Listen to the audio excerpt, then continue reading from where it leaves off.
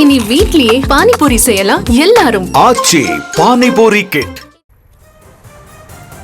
தமிழக முதலமைச்சர் மு.க.ஸ்டாலின் அவர்களும் விசிக தலைவர் தொல் திருமாவளவன் அவர்களும் ஒரே தோணியில் தமிழகத்தில் 2ஆம் இடத்திற்குத்தான் கட்சிகளுக்கிடையே போட்டி நிலவுகிறது. அதுவும் அதிமுக, பாஜக, அது மட்டுமல்லாது தமிழக வெற்றி கழகம் இவர்களுக்கிடையில் யார் அடுத்த கட்டமாக எதிர்க்கட்சியாக வருவது அப்படின்றதுல தான் போட்டி நிலவுகிறது என்பதை போல அவரும் பேசியிருக்கிறார்.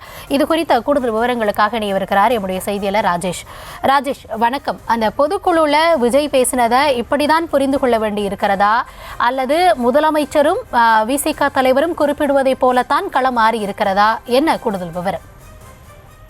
கௌதமி, தற்போது திமுக மற்றும் திமுக கூட்டணியினர் 2ஆம் இடத்திற்குத்தான் போட்டி நடைபெறுவதாக வெளிப்படையாகவே மேடைகளில் அவர்கள் பேச தொடங்கியிருக்கிறார்கள். குறிப்பாக நேற்றைய தினம் தமிழக முதலமைச்சர் மு.க.ஸ்டாலின் அவர்கள் கொளத்தூரில் நடைபெற்ற நிகழ்ச்சியிலே அவர் பேசியிருந்தார். எப்போதும் திமுகவும் திமுக கூட்டணியும் தான் முதலிடத்தில் இருக்கின்றது, 2ஆம் இடத்திற்குத்தான் யார் போட்டி என்ற போட்டி நடக்கிறது என்று சில நிமிடங்களில் அந்த பேச்சை கடந்து சென்றார். ஆனால் திருமாவளவன் அவர்கள் இதை ஒரு 5 நிமிட பேச்சாக அவர் ஒரு டீடைல் ரிப்போர்ட் என்பது போல அவர் மேடையில பேசியிருந்தார்.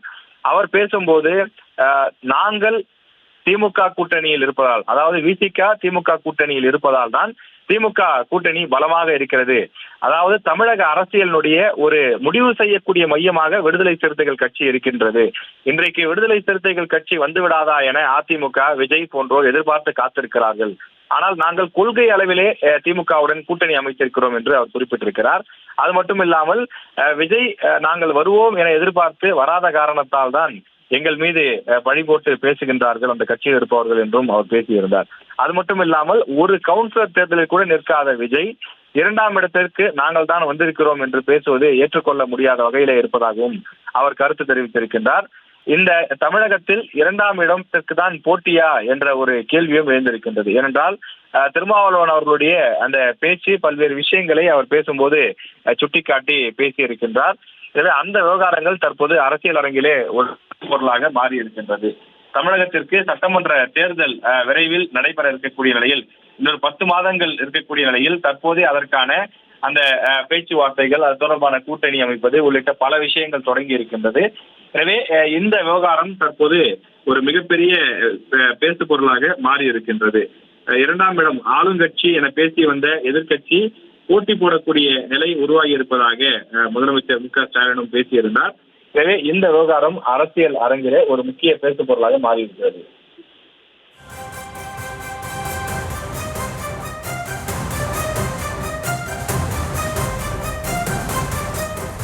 ராஜேஷ், அந்த பொதுக்குழு கூட்டத்தில் விஜய் பேசியதற்கு பிறகாகவே இதில் அவர் டிஎம்கே விசஸ் டிவிகே அப்படின்னு சொன்னாலும் கூட அதனால அதிகமான பாதிப்பிற்கு உள்ளானது திமுகவை விட அதிமுக அப்படின்னு பொதுவெளியில் கருத்துகள் பரவியது. அவருடைய இந்த நிலையால அதிமுகவின், அதாவது தொடர்ந்து அதிமுக திமுக இவர்களுக்கு இடையில தான் களம் மாறி மாறி வந்திருக்கிறது. அரசியல்ல நம்ம அப்படிதான் பார்த்திருக்கோம். தற்பொழுது டிவிகே தலைவருடைய இது போன்ற ஒரு சொல்லாடல், இது போன்ற ஒரு சில அறிவிப்புகள் யாருக்கு அதிக பாதிப்பை ஏற்படுத்த இருக்கிறது? நிச்சயமாக நீங்கள் குறிப்பிடுவது போல திமுக வெர்சஸ் அதிமுக என்பது போலத்தான் தொடர்ந்து மாறி மாறி போட்டிகள் இருந்து வந்திருக்கின்றது. தற்போது தமிழக வெற்றி கழகம் அவர்கள் நிறுவ முயற்சி செய்கிறார்கள். நாங்கள் தான் தமிழ்நாட்டில் ஒரு மிகப்பெரிய ஒரு சக்தியாக உருமாறி இருக்கின்றோம் என்று அவர்கள் நிறுவ முயற்சி செய்கிறார்கள் என்பதுதான் அரசியல் விமர்சகர்களுடைய கருத்தாக இருக்கின்றது. எதிர்கட்சியாக இருக்கின்ற அதிமுகவிற்கு சவால் விடுக்கக்கூடிய வகையிலேதான் விஜயனுடைய பேச்சு அமைந்திருக்கிறது என்று திருமாவளவன் அவர்களும் பேசியிருக்கின்றார். அவர் திமுகவை விமர்சிப்பதாக நினைத்துக் கொண்டு அதிமுகவை கடுமையாக விமர்சித்திருக்கிறார்.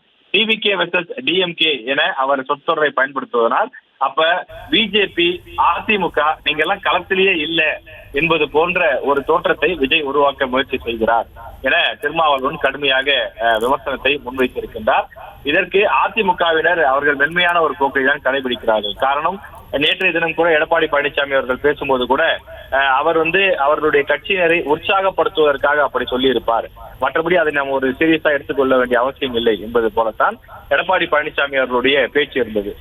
இனி வீட்லயே பானிபூரி செய்யலாம் எல்லாரும். ஆச்சி பானிபூரி கிட்.